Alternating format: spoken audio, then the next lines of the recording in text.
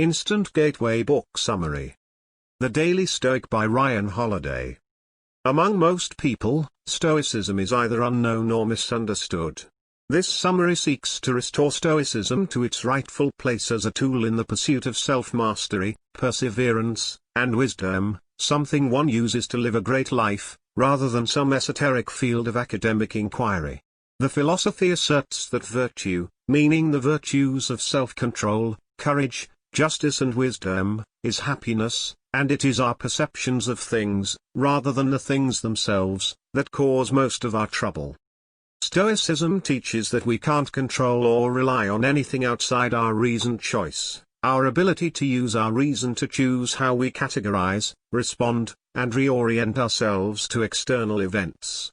There are three critical disciplines: perception, how we see and perceive the world around us; action, the decisions and actions we take, and to what end; and will, how we deal with the things we cannot change, attain clear and convincing judgment, and come to a true understanding of our place in the world. Whatever you're going through, Stoicism can help. Part 1, The Discipline of Perception. January, Clarity. The single most important practice in Stoic philosophy is differentiating between what we can change and what we can't. If we can focus on making clear what parts of our day are within our control and what parts are not, we will not only be happier, we will have a distinct advantage over other people who fail to realize they are fighting an unwinnable battle. Carry these reminders with you every day. In every decision, control your perceptions. Direct your actions properly. Willingly accept what's outside your control. Get clarity about who you are and what you stand for. Serenity and stability are results of your choices and judgment, not your environment. If you seek to avoid all disruptions to tranquility, other people, external events, stress, you will never be successful. Your problems will follow you wherever you hide. But if you seek to avoid the harmful and disruptive judgments that cause those problems, then you will be stable and steady wherever you happen to be. February, Passions and Emotions. We don't have to be puppets to our emotions.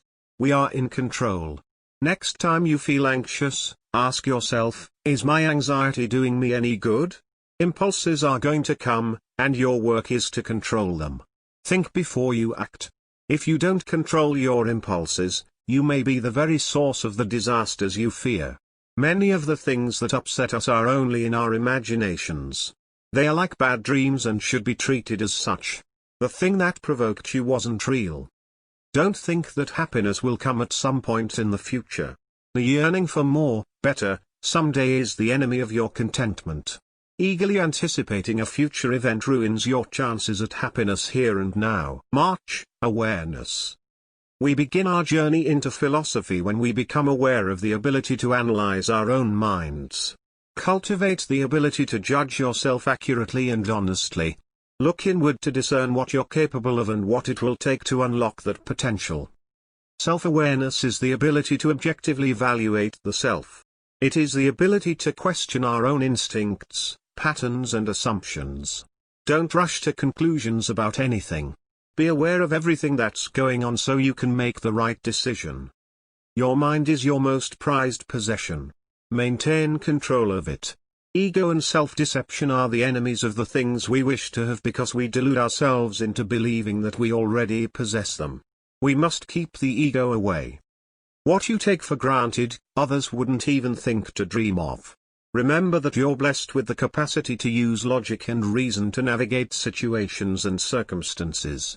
You are always the one in control of your mind and your feelings.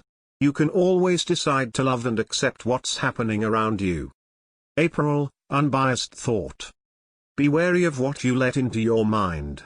We'll inevitably be exposed to bad influences at some point, but we should not allow them to penetrate our minds. We have the ability to decide what we allow in. Take a beat to consider your own thoughts. Trust your instincts, but verify. Put your impressions to the test to avoid making a move on mistaken or biased ones. Expect to change your opinions.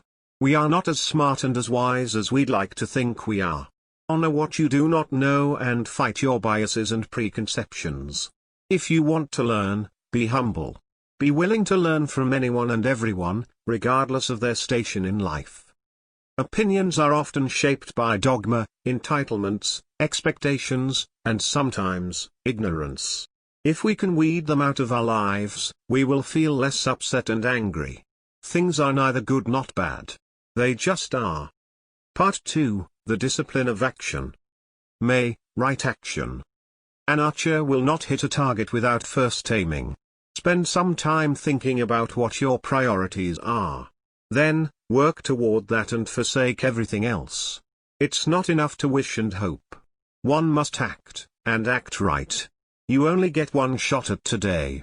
And then it is gone and lost forever. What will you manage to make of today before it slips from your fingers and becomes the past?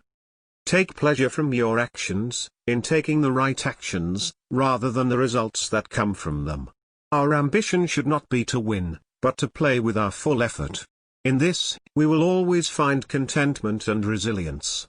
Don't wait until tomorrow to do the right thing. Today is the day we can start to be good. If you focus on doing the right thing at the right time, you can make your own good fortune and you won't need to wait for luck. Don't spend much time thinking about what other people think. Think about what you think. Think instead about the results, about the impact, about whether it is the right thing to do. June, problem solving. Obstacles are a part of life, but if we keep a backup plan, nothing can thwart that. Life is not easy or fair. You come from a long line of ancestors who survived unimaginable adversity, difficulty and struggle. You're capable of what they were capable of. You always have a choice: focus on the ways you have been wronged, or use what you've been given and get to work. Get active in your own rescue. Stop seeking a scapegoat. There are two kinds of people in this world. The first looks at others who have accomplished things and thinks, why them? Why not me? The other looks at those same people and thinks, if they can do it, why can't I? There is no shame in needing help. You don't have to face everything on your own. If you need help, just ask. People want freedom, happiness and the respect of their peers. All of that is right in front of you, in the choices you make. There's no need to take the long way to get there. Hold yourself to a high standard, but not an impossible one. And forgive yourself if and when you slip up. July, duty. The Stoics believed that every person, animal and thing has a purpose or place in nature. Your job is to be good. Do your job, today and every day. We cannot be of service to ourselves, to other people, or to the world unless we get up and get working. Rise and shine, and get going. To what are you committed? What are you doing? More importantly, why are you doing it?